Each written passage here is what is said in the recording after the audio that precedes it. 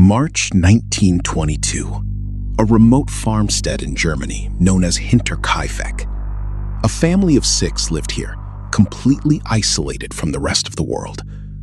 But days before a horrific tragedy struck, the father of the house, Andreas Gruber, noticed something profoundly disturbing.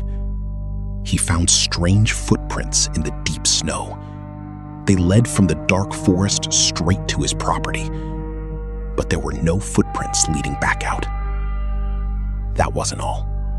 In the quiet of the night, the family began hearing heavy, deliberate footsteps echoing from the attic, right above their bedrooms. Andreas searched the entire house, but found no one. Odd things kept happening. Newspapers they never bought appeared on the porch, and a set of house keys suddenly vanished. They felt watched, hunted from within their own walls. On the night of March 31st, the footsteps in the attic finally came down. What followed remains one of the most brutal, terrifying, and bizarre unsolved mysteries in true crime history. A crime where the killer didn't just murder the family, he moved in and lived with their bodies. To truly understand the terror of Hinterkaifeck, we must look at the people who live there. The Gruber family was not well liked in the nearby village. Andreas Gruber was a cold, wealthy, and deeply unpopular man, rumored to be abusive toward his family.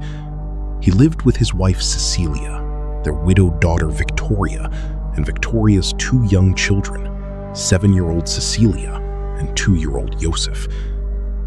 The family kept to themselves, working the harsh lands of their isolated farm. But 6 months before the murders, something happened that the villagers initially brushed off as paranoia. The family's maid abruptly quit her job and packed her bags in a state of sheer panic. She claimed the house was haunted. She swore she could constantly hear footsteps in the attic and felt an evil presence watching her every move. For 6 months, the family lived without a maid until a new one, Maria Baumgartner, arrived on the afternoon of March 31st, 1922. It was her very first day on the job. She had no idea that she had just walked into a slaughterhouse. Within hours of her arrival, the entire household would be silenced forever. The exact sequence of events on that cold night is a puzzle investigators have tried to piece together for over a century. It is believed that late in the evening, one by one, members of the Gruber family were lured out of the house and into the dark barn.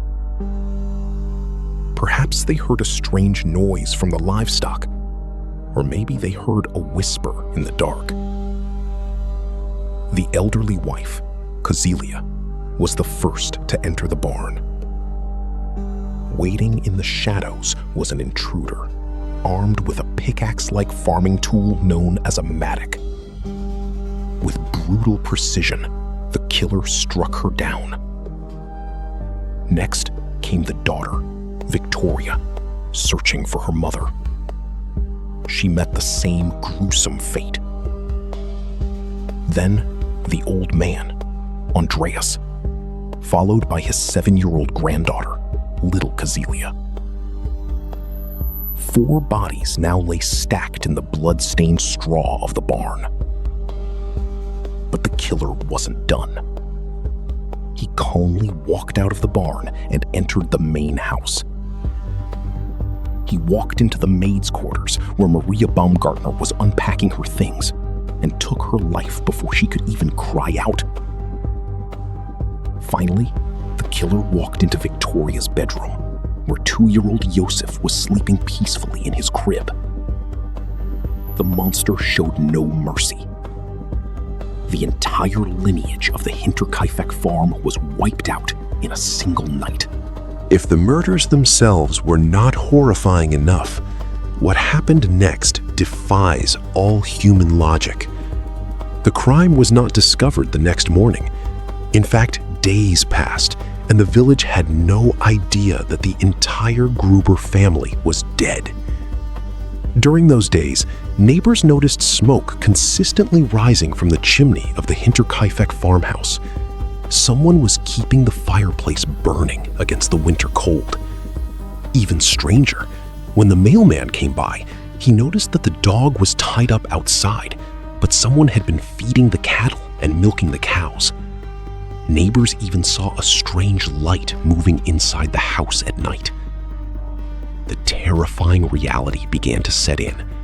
The killer did not flee the scene after committing a horrific mass murder. He stayed. For nearly 4 days, the murderer lived inside the house with the corpses of his victims. He cooked meals using their food, slept in their beds, kept the fire warm, and took care of the farm animals. He was a ghost living in a house of slaughter, completely unbothered by the horror he had created. By April 4th, the townspeople grew suspicious. Little Kazelia hadn't shown up for school, and the family had missed Sunday church. A group of neighbors decided to walk out to the isolated farm to investigate. They searched the house first, finding it eerily empty.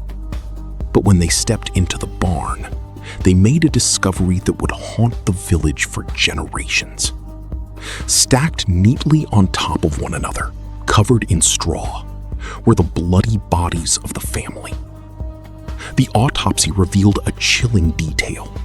Young Kazelia had survived the initial attack. She had lain in the dark barn next to her dead family for hours, tearing her own hair out in shock and terror before finally succumbing to her wounds. The police interrogated over 100 suspects, but no one was ever charged. Theories exploded. Was it a robbery?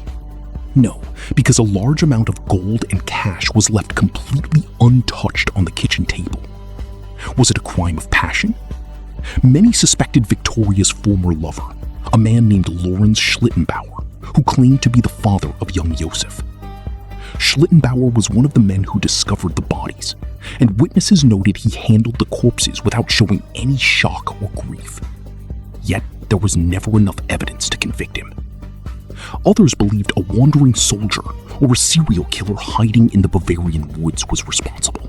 A year after the murders, the haunted farmhouse of Hinterkaifeck was completely demolished.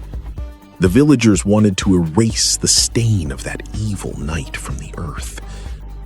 Today, nothing remains but a lonely stone monument standing in an open field, surrounded by the whispering trees of the forest. The skulls of the victims were sent to clairvoyants in Munich for a supernatural investigation, but they were lost during World War II, ensuring that modern forensic science could never re-examine them. The identity of the man in the attic, the monster whose footprints led in but never out, remains lost to time. Who was the stranger living in the attic? Was it a vengeful neighbor or a faceless phantom of the woods? Let us know your theories in the comments below. If this deep dive into history's darkest mysteries chilled you to the bone, leave a like, subscribe to the channel, and turn on notifications. Until next time, keep one eye on the shadows.